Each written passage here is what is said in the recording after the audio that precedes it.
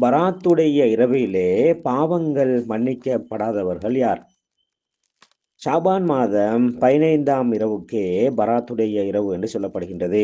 அதிலே ஹதீஸ்களிலே லைலத்துன் நிஸ்வி மின் ஷாபான், ஷாபான் மாதம் 15வது இரவு என்பதாக தெளிவாக சொல்லப்பட்டிருக்கின்றது.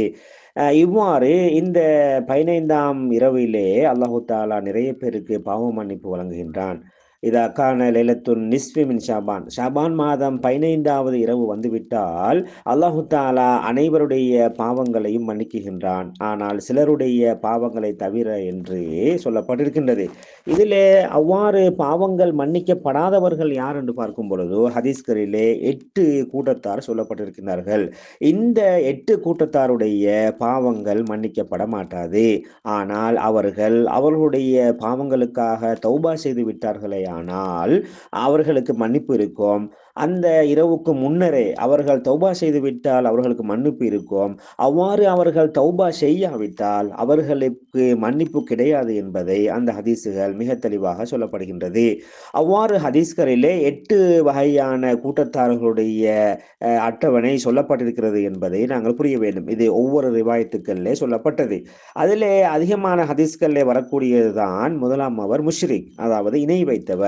யார் இந்த இஸ்லாம் மார்க்கத்தை ஏற்காமல் யாரு காஃபிராக இருக்கின்றாரோ, இணை வைத்தவராக இருக்கின்றாரோ அவருக்கு மன்னிக்கப்பட மாட்டாது என்பதாக ஹதீஸ்களிலே சொல்லப்பட்டிருக்கின்றது.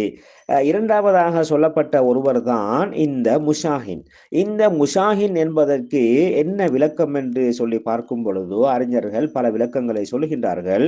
அதிலே அதிகமான அறிஞர்களுடைய கருத்து என்னவென்று சொன்னால், அதாவது இந்த அடுத்தவரோடு கோபித்துக் கொண்டிருப்பவர், அடுத்தவர்களோடு கதைக்காமல் பேசாமல் உறவை துண்டித்து வாழக்கூடியவர், அதிலேயும் மார்க்க காரணங்களுக்காக இல்லாமல் வேறு காரணங்களுக்காக குடும்ப உறவையோ அல்லது நண்பர்களையோ ஏனைய சகோதரர்களோடு பேசாமல் கதைக்காமல் உறவை துண்டித்து யாரு கோபத்தோடு இருக்கின்றாரோ அவர்தான் என்பதாக அதிகமான அறிஞர்களுடைய கருத்து அதுவாக இருக்கின்றது. எனவே அந்த அடிப்படையிலே இந்த முஷாஹின் என்று சொல்லப்பட்டதற்குரிய அதிகமான அறிஞர்களுடைய கருத்து, யாரு இவ்வாறு கோபம் கொண்டவராக தனது சகோதரரோடு நண்பரோடு யாரு கோபம் கொண்டவராக இருக்கின்றாரோ அவருக்கும் அந்த இரவிலே மன்னிப்பு கிடையாது. அடுத்ததாக ஏனைய ரிவாயத்துக்களை பார்க்கும் பொழுது மூன்றாவதாக சொல்லப்பட்டிருக்கக்கூடியவர்கள் அஹ்லுல் ஹிக்தி ஹத்தா யதஊஹு, அதாவது இது குரோதம் உள்ளவர்கள். குரோதம் என்று சொல்லும் பொழுது அடுத்தவர்கள் முன்னேறுவதை விரும்பாதவர்கள், அடுத்தவருக்கு ஆபத்து வர வேண்டும் என்று விரும்புபவர்கள், அடுத்தவர்களை பற்றி அநியாயமாக பிழையாக சித்தரிப்பவர்கள், அடுத்தவர்களை பற்றி உள்ளத்திலே நல்லெண்ணம் இல்லாதவர்கள், அது குடும்ப உறவினர்களாக இருக்கலாம், நண்பர்களாக இருக்கலாம், பக்கத்து வீட்டுக்காரர்களாக இருக்கலாம். இவர்கள் மீது இவருக்கு நல்லெண்ணம் கிடையாது. அவர்கள் மீது ஒரு குரோதம் வைத்தவராக, ஒரு வஞ்சகம் வைத்தவராக, அவர்களுக்கு ஆபத்து ஏற்பட வேண்டும், பாதிப்பு ஏற்பட வேண்டும், நலவு ஏற்படக்கூடாது என்று இருக்கக்கூடியவர் இவர்தான் அஹ்லுல் ஹிக்தி. இவருக்கும் மன்னிப்பு கிடையாது. அடுத்தது நான்காவதாக சொல்லப்பட்டவர் தான் காத்திரு நப்சின், அதாவது தற்கொலை செய்து கொண்டவர். தற்கொலை செய்து கொண்டவருக்கும் மன்னிப்பு கிடையாது. அடுத்ததாக நாங்கள் இங்கே ஒரு நொம்பரை சொல்லிக் கொண்டு போகின்றோம். இது ஹதீஸிலே வந்த ஓடர் அல்ல, இது விளங்குவதற்காக சொல்லப்படக்கூடிய ஓடர் என்பதை புரிந்து கொள்ளவும். அடுத்ததாக ஐந்தாவது வசானியத்தோன் தஸ்ஆபி ஃபர்ஜிஹா, அதாவது விபச்சாரத்திலே ஈடுபடக்கூடிய பெண். இவ்வாறு விபச்சாரத்திலே ஈடுபடக்கூடிய பெண்ணுக்கும் அந்த இரவிலே மன்னிப்பு கிடையாது.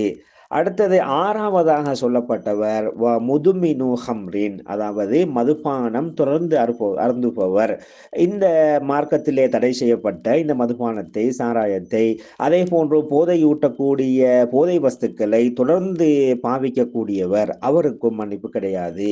ஏழாவது ஆ கொன் லிவாலிதேஹி, தாய் தகப்பனை துன்புறுத்தக்கூடியவர்கள், தாய் தகப்பனுக்கு நோவினை செய்யக்கூடியவர்கள், தாய் தகப்பனுடைய மனது நோகும்படி நடப்பவர்கள், அவர்களுக்குரிய கடமைகளை செய்யாதவர்கள், அவர்களை மதிக்காதவர்கள், இவ்வாறு யார் யாரெல்லாம் தாய் தகப்பனுக்கு நோவினை செய்கின்றார்களோ அவர்களுக்கும் அந்த இரவிலே மன்னிப்பு கிடையாது.